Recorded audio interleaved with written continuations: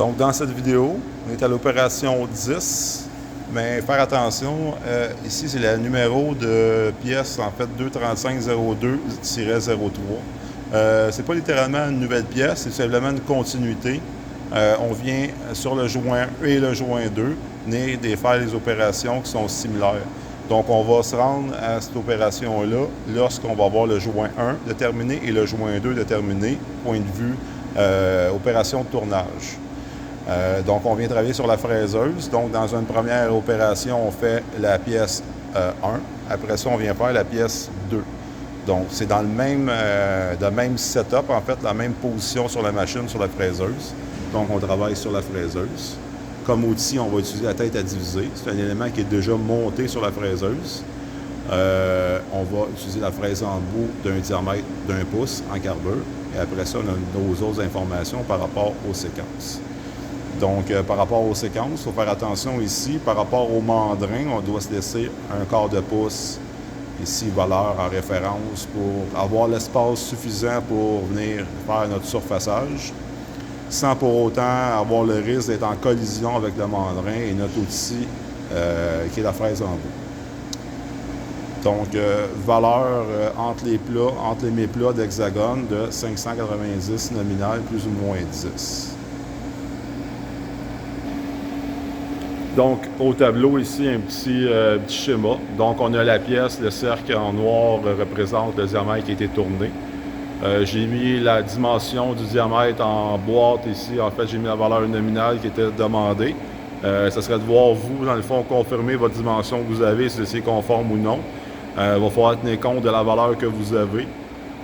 Pour la question du 590 millième, donc comme le calcul qui est représenté ici, je prends mon diamètre que j'ai, je soustrais le 590, divisé par 2, histoire d'obtenir l'épaisseur que j'ai sur chacun des surfaçages de mon hexagone, donc en 6 fois.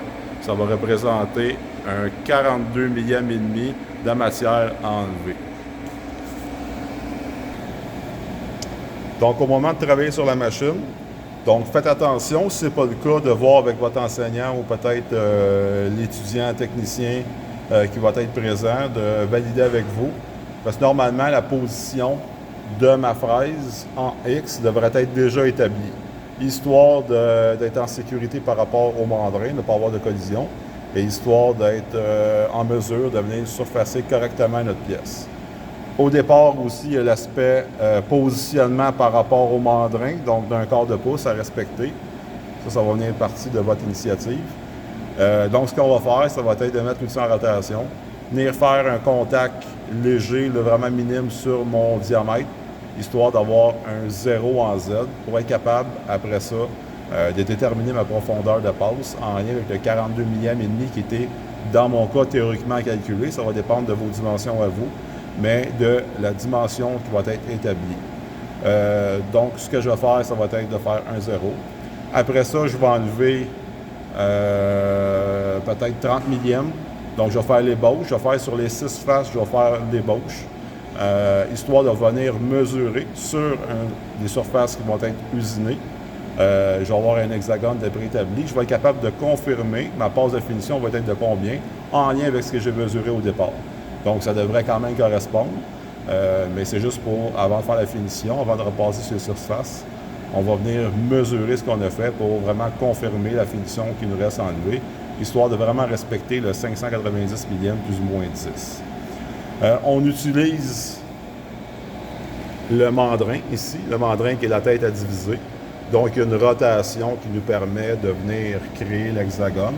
On va pouvoir faire 6 rotations équivalentes pour y arriver. Donc, oui, il y a une graduation en lien avec la rotation sur 360 degrés, mais nous, on n'aura pas besoin de faire de calcul. On a une position initiale. La tête à diviser qu'on a ici, il y a un plateau ici qui s'enlève, puis on peut avoir des plateaux interchangeables qui vont venir nous créer, dans le fond, un blocage à chaque rotation. Donc, si je mets le plateau qui est présentement monté à l'intérieur, il va avoir 6 divisions. Donc, je vais être capable de m'indexer 6 fois à un angle pour avoir une répétition hexagonale, dans le fond, parfaite. Voici un exemple des plateaux possibles pour l'interchange dans la tête à diviser pour changer le nombre de rotations. Donc, celui qu'on a présentement d'installer, c'est il y a 6 encoches pour 6 divisions.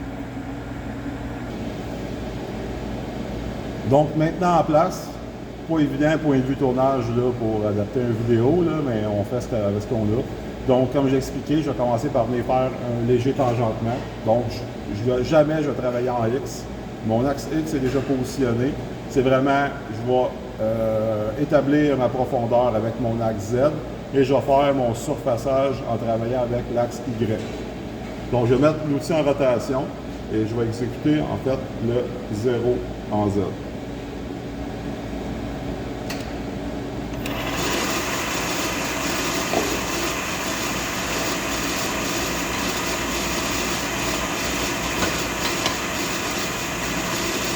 Donc, je positionne la fraise pour qu'au moins j'ai un contact avec les plaquettes au point le plus haut de mon diamètre.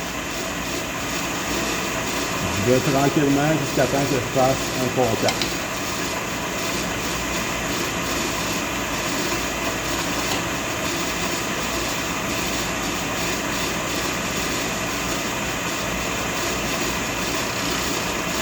Donc, j'ai touché ma surface.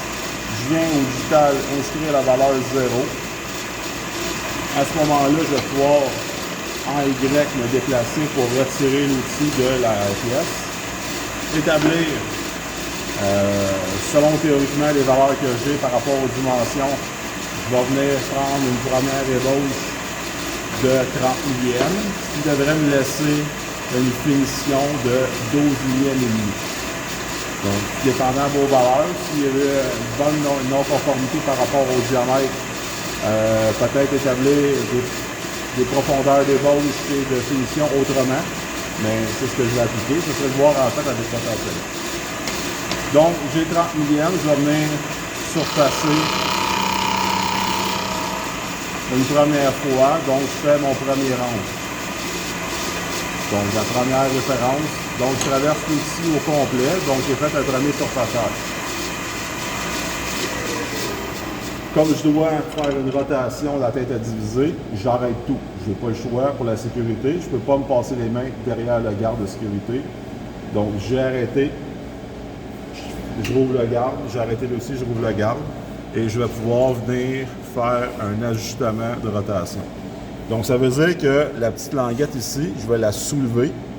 Puis je vais commencer à tourner le volant selon la flèche qui est décidée sur le volant, donc dans le sens horaire. Donc je vais faire une rotation. Je vais faire une rotation. Donc une fois que j'ai tourné un certain nombre de tours, je peux relâcher. Continuer de faire la rotation du volant jusqu'à ce que mon petit levier vienne s'engager comme qui va se présenter ici. Là, on vient tomber dans un deuxième encoche du plateau de 6 divisions. Donc, je suis placé pour faire un deuxième surfaçage. Vu que je suis en surfaçage, je n'ai pas besoin de retourner au point où est-ce que j'étais. J'ai commencé de l'intérieur avec l'extérieur. On est en surfaçage, je peux faire des allers-retours. Donc, je reste au même point.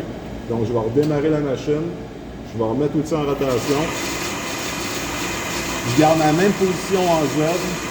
Je suis dans un mandrin, donc une tête d'activité divisée. Donc, par rapport à mon axe, ma rotation, je reste au même point. Donc, je garde ma même valeur d'ébauche. Je viens tout simplement faire un deuxième surfaçage pour mon deuxième éclat de mon hexagone. Donc, je traverse au complet, comme ça ici. Je vais arrêter à nouveau la machine. Donc, j'arrête la rotation d'outil. Je rouvre le garde. Puis, je vais faire une troisième rotation. Ben, en fait, ma deuxième rotation, mais pour mon troisième méplat. Donc, je viens soulever la languette. Je tourne toujours dans le sens horaire.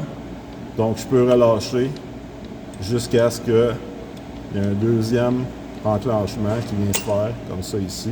Donc, je peux répéter encore une fois, venir resurfacer pour faire mon troisième méplat, ainsi de suite jusqu'à ce que j'ai les 6 de fait. Donc, je vais raccourcir la vidéo. Je vais vous éviter un petit peu le long terme par rapport à ça. Donc, c'est juste de poursuivre de la même façon jusqu'à temps que j'ai mes 6 surfaçages de fait. Mon hexagone va être en ébauche. Donc, j'ai terminé les 6 surfaçages pour mon hexagone. Donc, avant de faire la finition, je viens mesurer 2 plats parallèles opposés pour vraiment valider la dimension. Donc, je vais refaire le calcul pour déterminer vraiment est-ce qu'il reste effectivement 12 mm et demi en finition. Si c'est le cas, ben je vais venir repositionner en conséquence mon axe Z et je vais pouvoir repasser 6 reprises, en fait, comme qu'on vient faire l'ébauche, mais je vais passer à ma nouvelle valeur en Z par rapport à ma finition. Je vais faire passer les 6 faces pour obtenir l'hexagone terminé. Donc, c'est la façon de faire. Puis, comme je vous ai dit, on peut réutiliser le même 0 pour la seconde pièce. Donc, juste pour clarifier, on est comme dans un montage qu'on peut utiliser comme dans l'aspect production. Je réexplique qu'on est par rapport à l'axe, notre valeur en Z. Donc, même si la deuxième pièce qu'on vient utiliser a un diamètre différent de la première pièce qu'on a utilisée, on peut continuer quand même avec les mêmes valeurs. Donc, si je reviens au point à mon valeur d'ébauche, puis je commence mon hexagone, je viens revalider pour ma finition, ça devrait correspondre. Notre position en Z est par rapport à l'axe. OK? À la limite, encore plus poussé, si vous êtes deuxième sur la machine, quelqu'un vient déjà de faire la même opération, il vient de faire ses hexagones, mais vous pouvez en fait pas trouver, mais réinstaller votre pièce dans le mandrin et utiliser son 0, en fait ses paramètres, puis ça va fonctionner parce que peu importe le diamètre de pièce que vous avez tourné, la position en Z est par rapport à l'axe de la pièce. Donc, au final, ça va donner le même hexagone. Là où il peut y avoir peut-être un ajustement à faire, c'est par rapport à la valeur d'ébauche à prendre selon votre diamètre. Okay? Donc, tout simplement qu'au final, si la personne a fait sa phase de finition à moins 42,5 comme c'est mon cas, bien puis en fait son hexagone est conforme, ça fonctionne, bien vous allez mettre votre pièce, vous allez prendre une première épaisseur d'ébauche et lorsque vous allez faire votre finition à la même valeur de 42 millième et demi, ou refaire 0 à la position finale de la personne avant, peu importe, ça va vous donner la même dimension d'hexagone à 590 parce que la valeur en Z est établie par rapport à l'axe de la pièce. Donc l'hexagone va toujours être le même, peu importe le diamètre que vous aviez au départ. Donc le calcul qu'on fait, c'est pour avoir un point de départ, pour savoir déterminer en fait par rapport au 0 la profondeur d'ébauche qu'on va prendre, et avoir par la suite, un coup confirmé, notre valeur de finition.